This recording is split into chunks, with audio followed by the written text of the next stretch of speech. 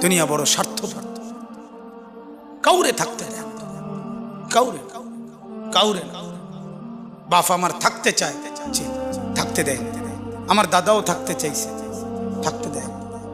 ধাক্কা দিয়া দিয়া ফেলাই দিছে। সুঠাম সুঠাম মানুষ, তাগড়া তাগড়া মানুষ, নওজোয়ানকে এক এক ধাক্কা দিয়ে দিয়া দুনিয়া কবরে পাঠাই দিছে। যা,